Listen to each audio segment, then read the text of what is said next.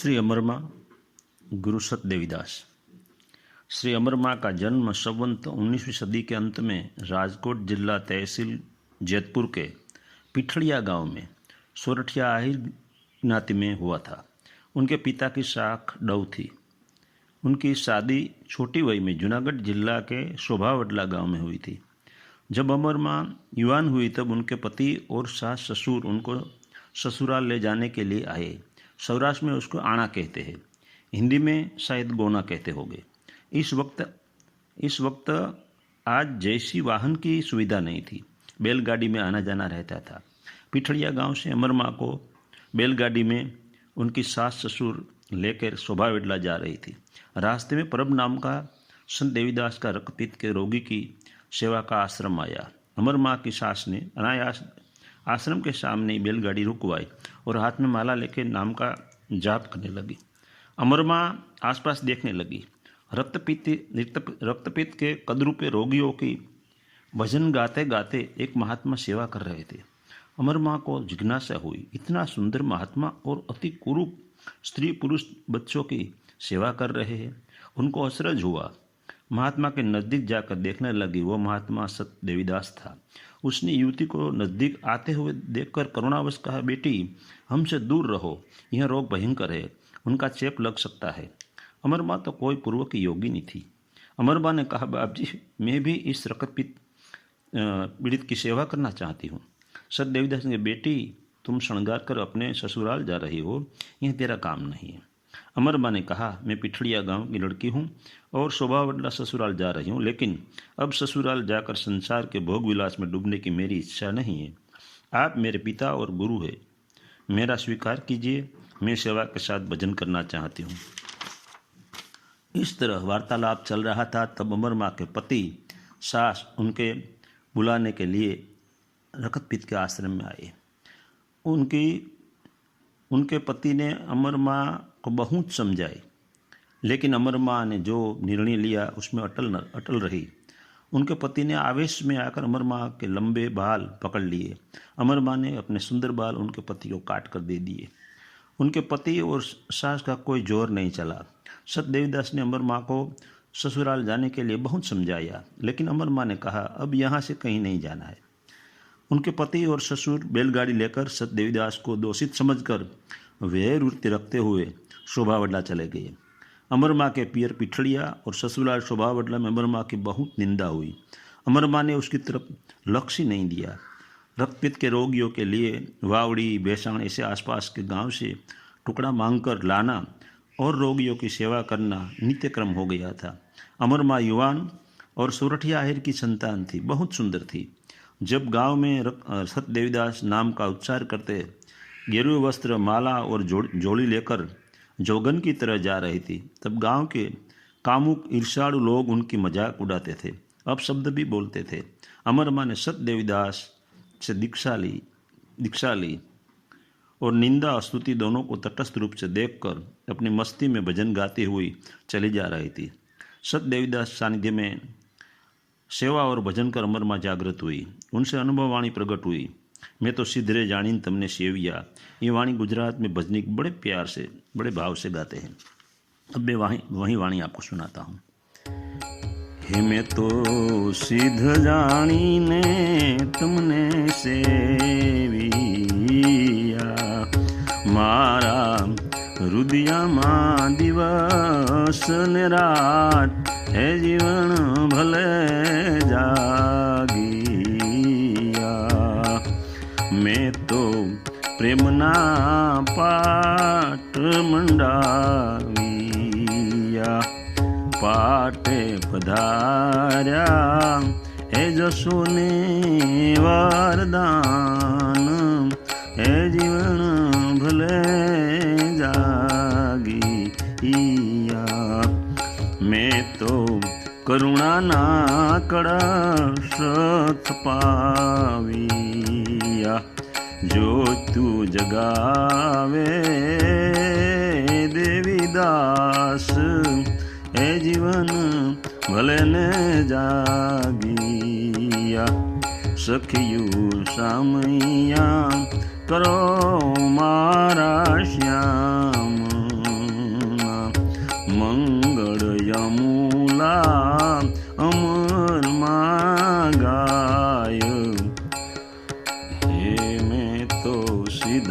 रे जाणीने तमने सेविया यावा नुरीजन मळ्या रे निजिया पंथना कोरी पावड हेगत गंगा मावरताय हे जीवन भले ने जागिया गरवा देवांगी प्रतापे अमरबाई बोलिया तमारा सेवकोने चरणों माराख हे जीवन भले ने जागिया मैं तो सिधरे जानी ने तमने सेविया मारा रुदिया मा दिवस ने रात हे जीवन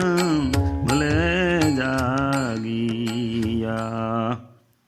एक घटना ऐसी घटी, अमर माँ के पति और ससुराल के लोग वैरवृत्ति से सतदेवीदास को जान से मार डालने के लिए समय की राह देख रहे थे।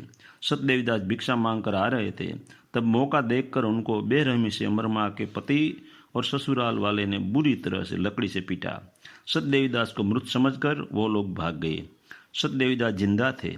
उनके गुरु जयराम भारती और दादा गुरु नरसतागर शाह को खबर मिली।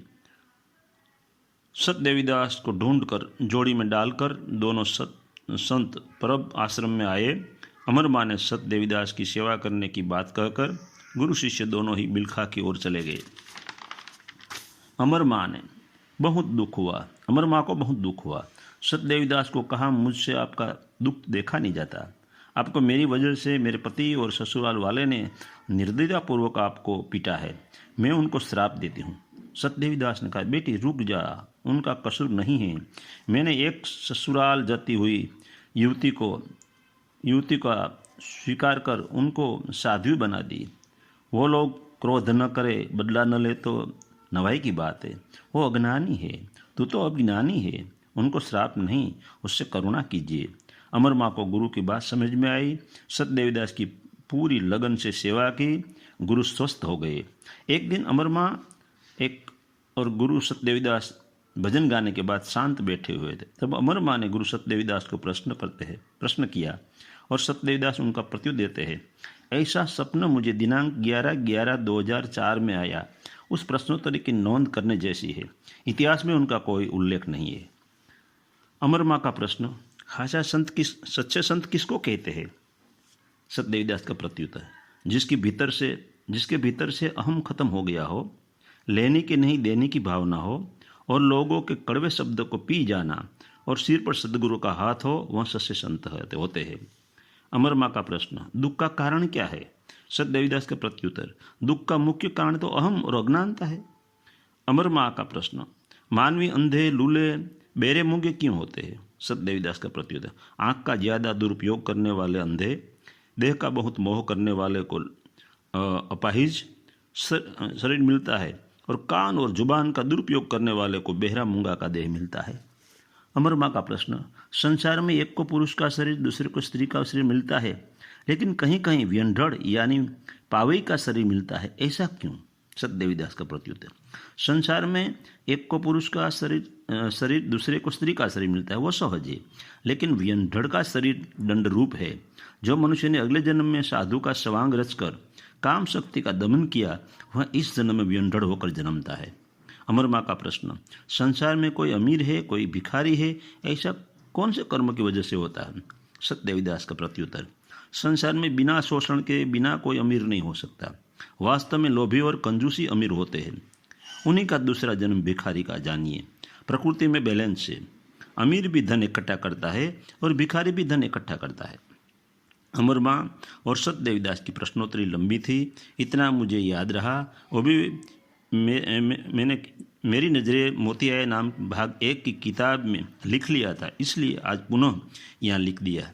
संवत 20वीं सदी में अमर माँ और सतदेवीदास ने परबधाम, तहसील भैसाण, जिला जूनागढ़ में दोनों ने जीवित समाधि ली। गुरु शिष्य दोनों ने जीवित समाधि ली। उस समय गुरु जयराम भारती और दादा गुरु नरसतागर शाह हाजिर थे। परब धाम आज तो पूरे भारत में प्रख्यात है।